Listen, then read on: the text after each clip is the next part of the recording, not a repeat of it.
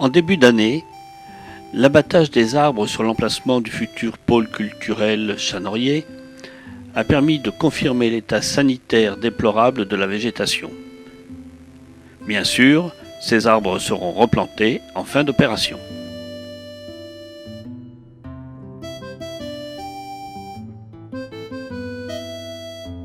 Début mars 2011, les bungalows de chantier ont été mis en place.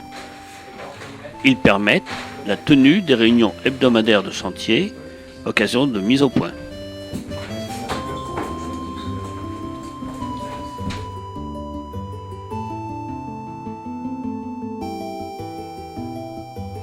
Sur le terrain, les terrassements ont démarré.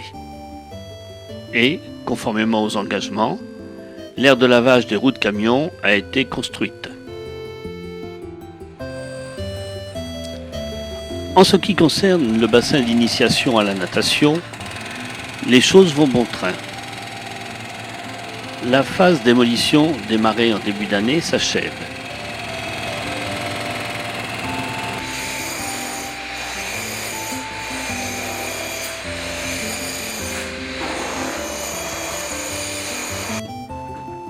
Le démontage des faux plafonds a permis de constater l'état déplorable de l'ancienne isolation thermique.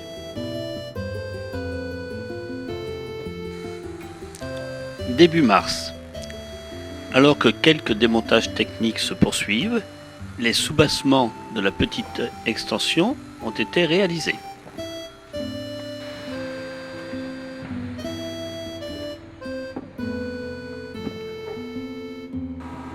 Les anciens locaux techniques ont été mis à nu.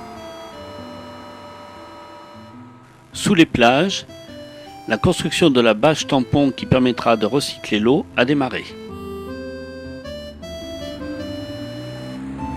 Poursuivant la politique communale d'enfouissement des réseaux, les travaux sont en cours, avenue de Gaulle et avenue de Saint-Germain. Ces travaux nécessitent la réalisation devant chaque propriété de boîtes de raccordement de courant fort et courant faible. Bien sûr, ce n'est que provisoirement que les tranchées sont recouvertes d'un enrobé noir. Normalement, dans le courant du printemps, les éclairages qui illuminent à l'heure actuelle la chaussée et le sommet des arbres seront remplacés par des lampadaires bilatéraux bas privilégiant l'éclairement des trottoirs. Viendra enfin la réalisation des pistes cyclables.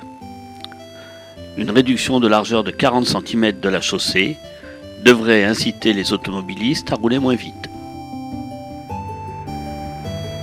Sous l'égide de la communauté de communes, la voirie de la zone d'activité Claude Monet est en cours de réhabilitation et de restructuration.